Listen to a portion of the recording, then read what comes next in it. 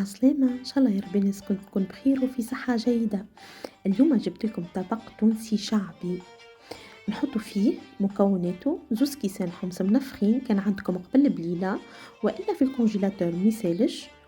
نصب عليهم الماء حتى لين نعبي الطنجرة متاعي ولا الكاسرول ولا شنو فيش باش تطيبوا ونخليهم يغليوا من غير حتى إضافات وردوا بالكم تغطيوا عليهم وراو الحمص يفيض.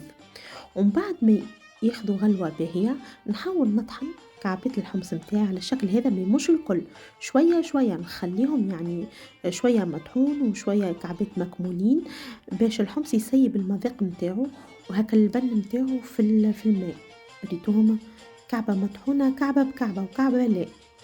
دونك ونخليه يكمل يطيب على روح مليح مليح. لو طون هذاك انا نمشي ناخذ كسرونه ونغلي فيها الماء ديكو يغلي الماء يعني دوب ما يغلي معايا الماء نحط البيض متاعي بشويه بشويه مده 3 دقائق ونخرجهم من الماء. بعد ما حطيت البيض هكا طفيت عليهم كما شفتوني 3 دقائق ونخرجهم. نرجع للحمص متاعي حطيت له نص مغرفه تبلو كرويه نص مغرفه كمون باش نحط له الملح ملح حسب الذواقة. الكركم راهو اختياري يا جماعة مي أنا نحب لونه في الأكلة هذية. توا نفتفت الخبز البيت اللي تستعملوه نخال القمح الشعير اللي عندكم في الدار المهم بيت. وتوا نجيب إلا بلابي نتاعي يظهر لي قلت لكم على اسمها تويكا. نجيب هكا الحمص اللي طاب متاع اللبلابي ونسقي بيه الخبز نزيدو نص مغرفة كمون نحط له الهريسة اللي حليتها في شوية زيت نحطها فوالا. هو راهو يجي محرحر مي حبيبتي ما تحبش الحار برشا دونك نقصت. هنا حطيت الزيتون الكبار المخللات وهذه هي البيضة متاعنا كي خرجناها بعد 3 دقائق من الماء سخون تجيكم على الشكل هذا. نزيد نزينه بالطن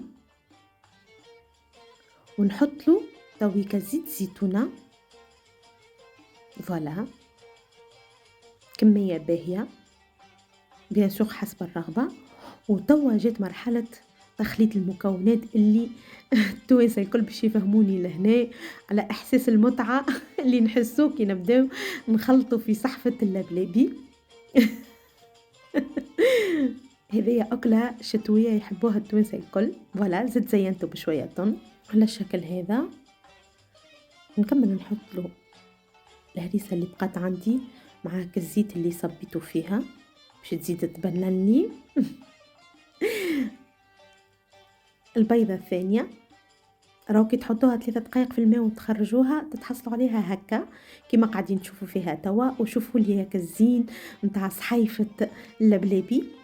نخليكم على خير ما تنسونيش من لايك بارتاج تعليق محلاه وعلى محبة رسول الله نلتقي.